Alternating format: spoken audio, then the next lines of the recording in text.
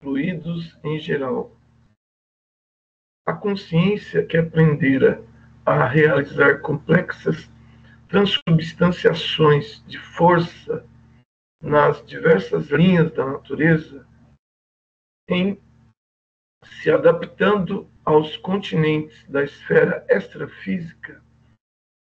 passa a manobrar com os fenômenos de meditação e reflexão, de que o pensamento é a base fundamental. Definimos o fluido dessa ou daquela procedência como sendo um corpo cujas moléculas cedem invariavelmente à mínima pressão, movendo-se entre si quando retidas por um agente de contenção, ou separando-se quando entregues a si mesmas. Temos, assim, os fluidos líquidos, elásticos ou aeriformes e os outrora chamados fluidos imponderáveis, tidos como agentes dos fenômenos luminosos, caloríficos e outros mais. Fluido vivo. No plano espiritual, o homem desencarnado vai lidar mais diretamente com o fluido vivo e multiforme, estuante e inestancável, a nascer-lhe da própria alma, de vez que podemos defini-lo, até certo ponto, por subproduto do fluido cósmico, absorvido pela mente humana, em processo vitalista semelhante à respiração, pelo qual a criatura assimila a força emanante do Criador, esparsa em todo o cosmos, transubstanciando-a sob a própria responsabilidade para influenciar na criação a partir de si mesma. Esse fluido é o seu próprio pensamento contínuo, gerando potenciais energéticos com que não havia sonhado. De certo que na esfera nova de ação, a que se vê arrebatado pela morte,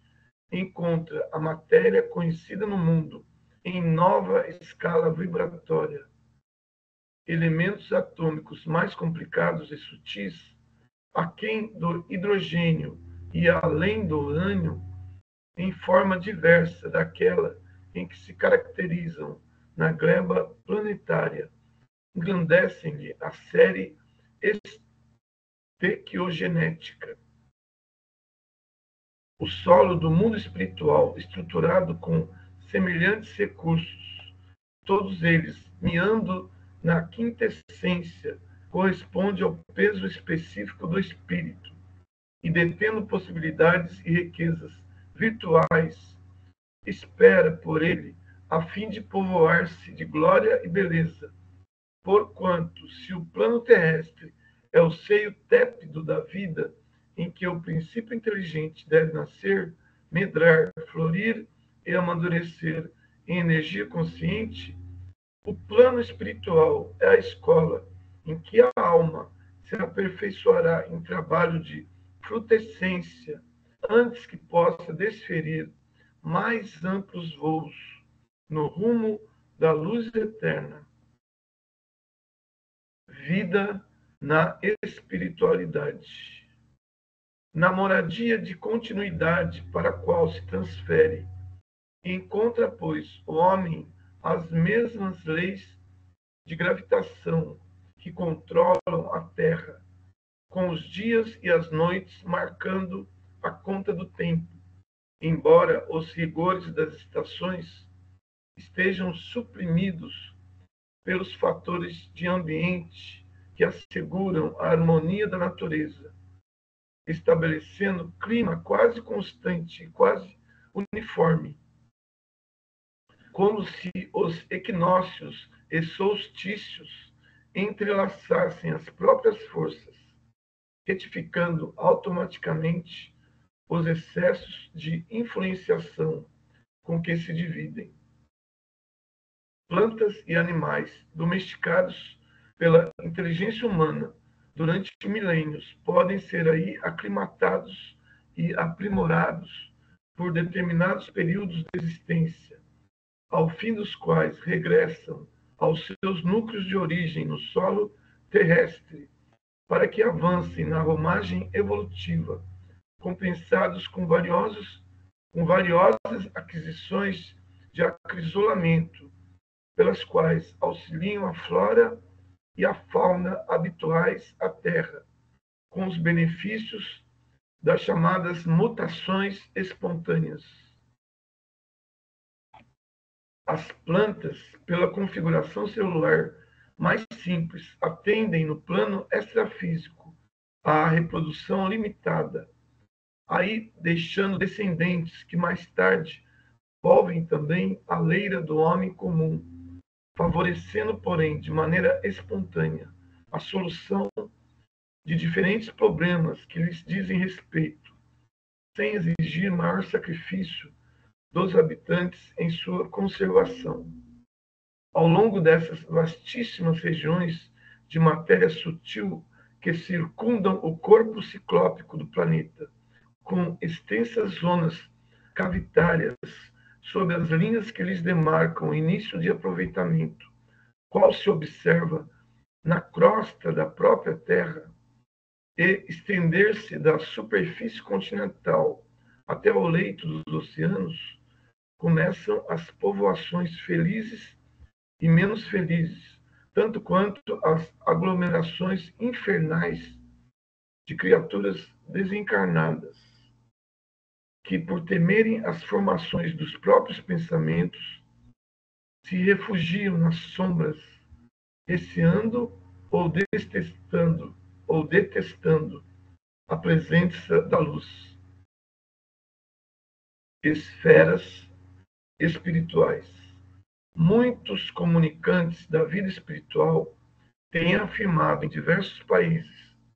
que o plano imediato à residência dos homens jaz subdividido em várias esferas. Assim é, com efeito, não do ponto de vista do espaço, mas sim sob o prisma de condições, qual ocorre no globo de matéria mais densa, cujo dorso o homem pisa orgulhosamente. Para justificar a nossa asserção, lembraremos em rápida síntese que a crosta terrestre, na maior parte dos elementos que a constituem, é sólida,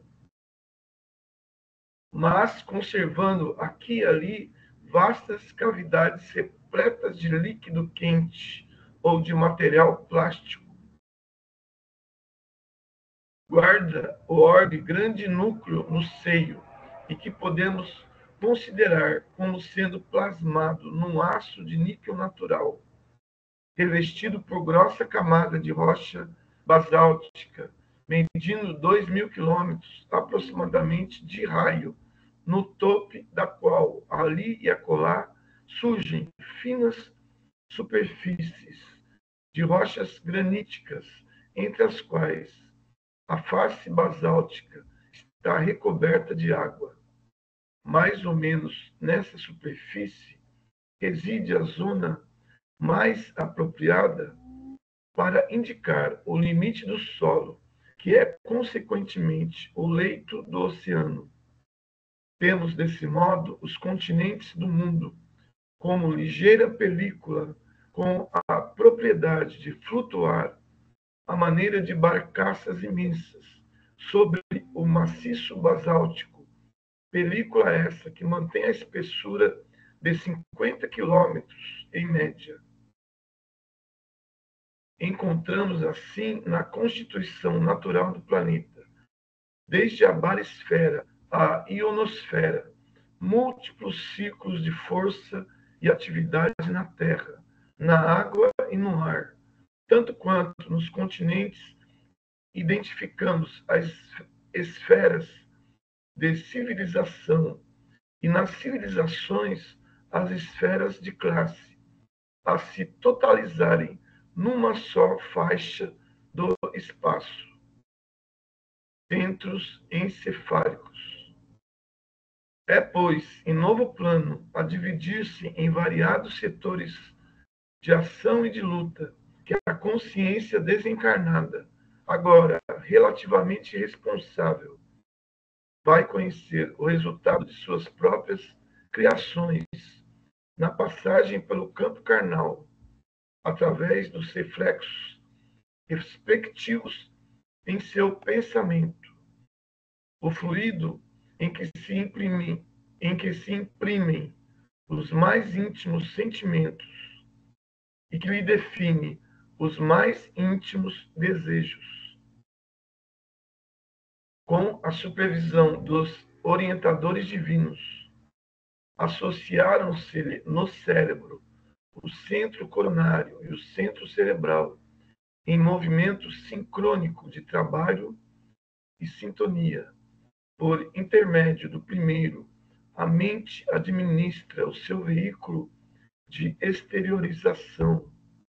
utilizando-se a rigor do segundo, que lhe recolhe os estímulos, transmitindo impulsos e avisos, ordens e sugestões mentais aos órgãos e tecidos, células e implementos do corpo, por que se expressa. E assim como o centro cerebral se representa no córtex encefálico por vários núcleos de comando, controlando sensações e impressões do mundo sensório, o centro coronário, através de todo um conjunto de núcleos do diencéfalo, possui no tálamo, para onde confluem todas as vias aferentes à cortiça cerebral, com exceção da vida do olfato, que é a única via sensitiva de ligações corticais que não passa por ele. Vasto sistema de governança do espírito. Aí, nessa delicada rede de forças, através dos núcleos intercalados nas vias aferentes, através do sistema talâmico de projeção difusa e dos núcleos parcialmente abordados pela ciência da Terra, quais os da linha média, que não se degeneram após a extirpação do córtex, segundo experiências conhecidas. Verte o pensamento ou fluido mental por secreção sutil, não do cérebro, mas da mente, fluido que influencia, primeiro, por intermédio de impulsos repetidos, toda a região cortical e as zonas psicossomatossensitivas, vitalizando e dirigindo todo o cosmo biológico, para, em seguida, atendendo ao próprio continuismo de seu fluxo incessante, espalhar-se em torno do corpo físico, da individualidade consciente e responsável pelo tipo, qualidade e aplicação do fluido, organizando-lhe a psicosfera ou halo psíquico, qual ocorre com a chama de uma vela, que, em se valendo do combustível que a nutre, estabelece o campo em que se lhe prevalece a influência. Esse fluido, ou matéria mental, tem a sua ponderabilidade e as suas propriedades quimio-eletromagnéticas específicas, definindo-se em unidades perfeitamente mensuráveis, qual acontece no sistema periódico dos elementos químicos, no plano terrestre, compreendendo-se que, em ciclos da inteligência mais evoluída, surpreendentes combinações dos fatores conhecidos podem ser efetuadas com vistas a certos fins, como sucede atualmente na Terra, onde elementos como Netuno, o Plutônio, o Americio e o Cúrio podem ser artificialmente produzidos. reflexão das ideias. A partícula de pensamento, pois,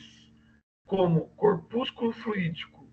tanto quanto o átomo é uma unidade na essência,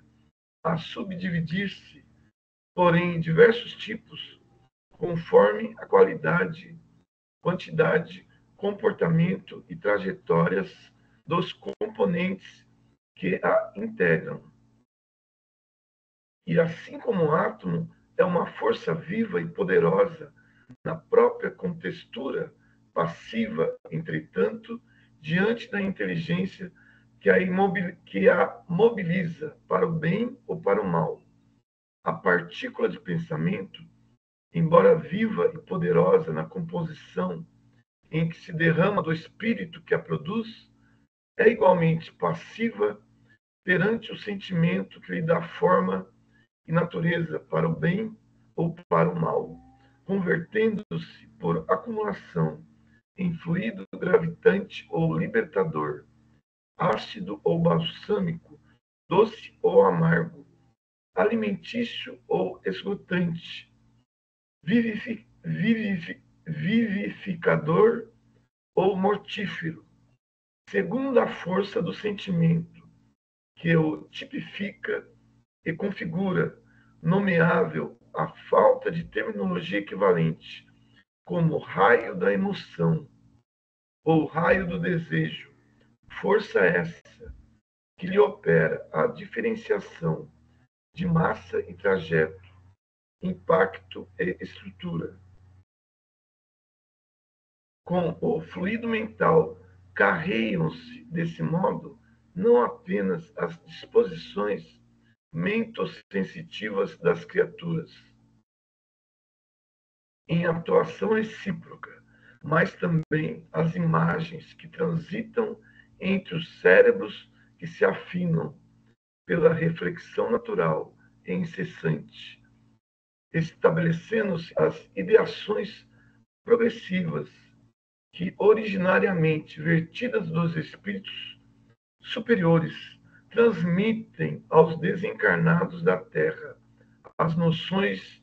de civilização mais apurada. E por essas mesmas entidades, em contato com as tribos encarnadas do Paleolítico, semelhantes noções descem para o chão planetário, disciplinando as criaturas e ofertando-lhes novos horizontes à visão e ao entendimento. Pela reflexão das ideias, surge assim, entre as duas esferas, entranhado circuito de forças. Inteligência artesanal. O plano físico é o berço da evolução que o plano extrafísico aprimora. O primeiro insufla o sopro da vida, cujas edificações o segundo aperfeiçoa. A reencarnação multiplica as experiências, somando-as pouco a pouco. A desencarnação subtrai-lhes lentamente as parcelas inúteis ao progresso do espírito e divide os remanescentes,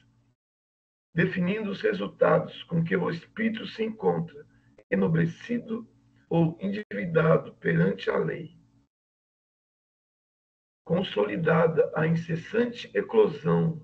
do fluido mental entre as duas esferas, começa para o homem novo ciclo de cultura. Em verdade, a mente da era paleolítica mostra-se ainda limitada, nascitura, mas não tanto que não possa absorver, embora em baixa dosagem, as ideias renovadoras que lhe são sugeridas no plano superior. Em razão disso, pela reflexão possível, aparece entre os homens,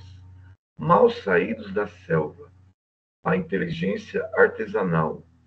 instalando no mundo a indústria elementar do utensílio.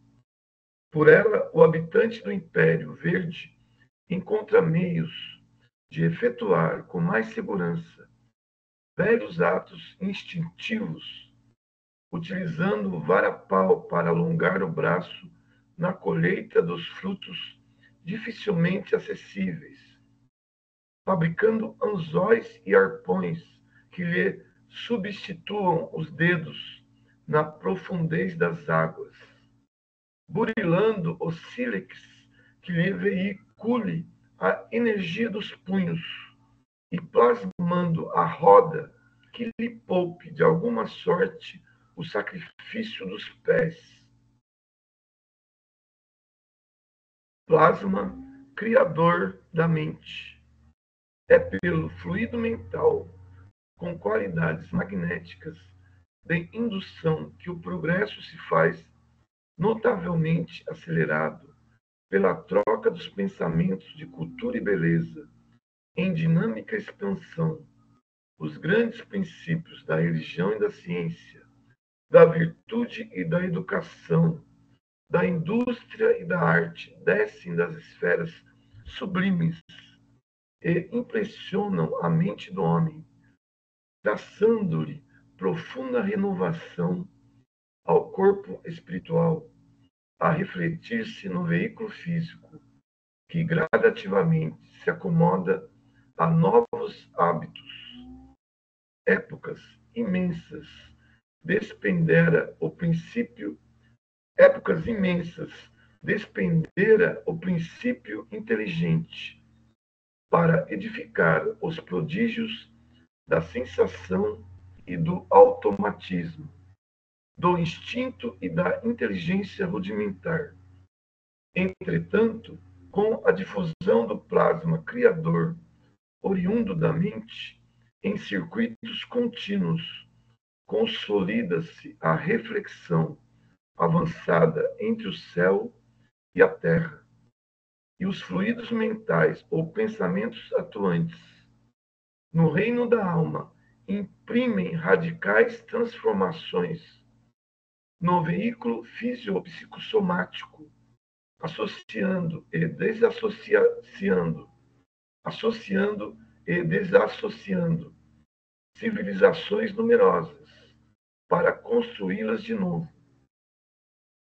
em que o homem, herdeiro da animalidade instintiva, continua até hoje no trabalho progressivo de sua própria elevação aos verdadeiros atributos da humanidade. Uberaba, 12 de março de 1958.